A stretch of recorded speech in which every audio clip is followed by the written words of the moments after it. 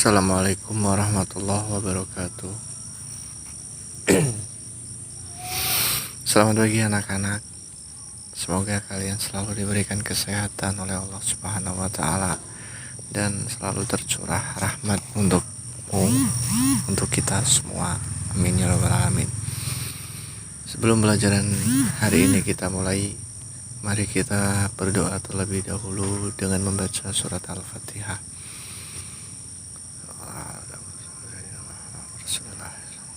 Al-Fatihah. Bismillahirrahmanirrahim. Alhamdulillahirabbil alamin. Arrahmanirrahim. Maliki yaumiddin.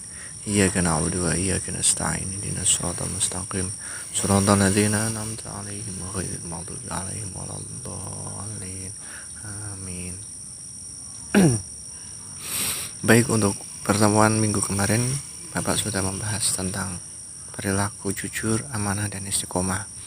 Untuk minggu ini, Bapak akan menjelaskan tentang pengertian toharoh. Toharoh artinya yaitu bersuci. Bersuci dari najis dan hadas. Najis adalah kotoran yang menyebabkan terhalangnya seseorang untuk beribadah kepada Allah. Sedangkan hadas adalah keadaan tidak suci pada diri seorang muslim yang menyebabkan ia tidak boleh sholat, tawaf, dan lain sebagainya.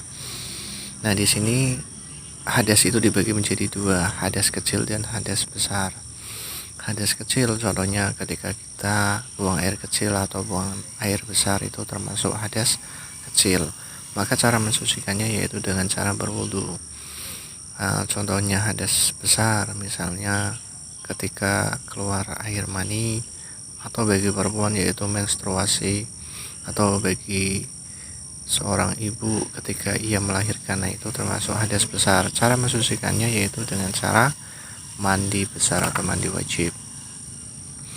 Selanjutnya yaitu macam-macam najis. Najis itu ada macam-macamnya. Nah, di sini terbagi menjadi tiga. Yang pertama najis mukhafafah atau najis ringan. Yang kedua najis mutawasitoh atau najis sedang atau pertengahan. Yang ketiga najis mughaladhah yaitu najis berat. Contohnya najis ringan atau najis mukhafafah yaitu air kencing bayi laki-laki yang belum berumur 2 tahun dan dia masih minum ASI, belum makan atau minum apa-apa selain minum ASI, air susu ibu maksudnya. Nah, itu termasuk najis mukhafafah atau najis ringan. Yang kedua najis mutawasitoh. Misalnya najis ini adalah nanah, darah, bangkai binatang, dan lain sebagainya. Nah, najis mutawasitoh itu dibagi menjadi dua, yaitu najis hukmiyah dan najis ainiyah. Najis hukmiyah itu najis yang tidak kelihatan najisnya, baunya juga rasanya itu tidak kelihatan, tidak berwujud. Sedangkan najis ainiyah yaitu ada wujudnya, kelihatan juga, dan ada rasanya. Itu ainiyah yaitu najis yang terwujud, ada wujudnya. Misalnya di situ ada air kencingnya kucing, air kencing kucing. Nah, di situ ada wujudnya. Oh iya, emang ada airnya. Oh iya, baunya bau air kencing. Nah, itu termasuk ainiyah. Terus yang ketiga contoh najis mughaladhah yaitu babi, anjing. Nah, ketika kita terkena air liurnya, maka kita termasuk memiliki najis mughaladhah atau bernajis. Cara menghilangkannya yaitu dengan cara disiram 7 kali. Nah, di sini diterangkan cara mensucikan najis. Yang pertama yaitu najis mukhafafah, itu cukup membersihkannya saja. Misalnya tadi yang terkena air kencing bayi yang belum minum dan makan apa-apa selain ASI, itu dibersihkan saja, nanti sudah termasuk tidak najis lagi karena air kencingnya masih sedikit dan belum ada baunya. Terus cara mensucikan najis mutawasitoh atau najis sedang.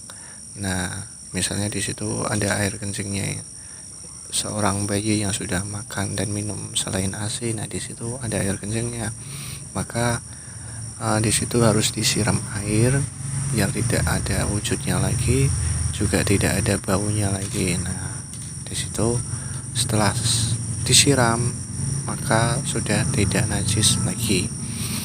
Terus yang ketiga yaitu najis mughalladhah atau najis berat.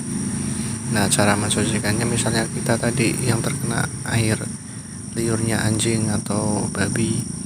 Nah, cara mensucikannya yaitu misalnya yang terkena tangannya, maka tangannya harus disiram pakai air, terus dibasuh pakai tanah yang terkena itu, terus disiram lagi pakai air, terus dikasih tanah lagi, terus sampai 7 kali. Itu cara mensucikannya.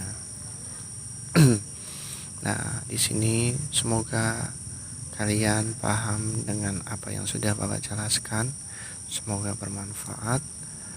Jangan lupa buku yang sudah ada di kalian itu dibaca, dipelajari terus, karena dengan membaca kita akan mengerti, tahu dan memahami apa yang belum kita ketahui, kita pahami.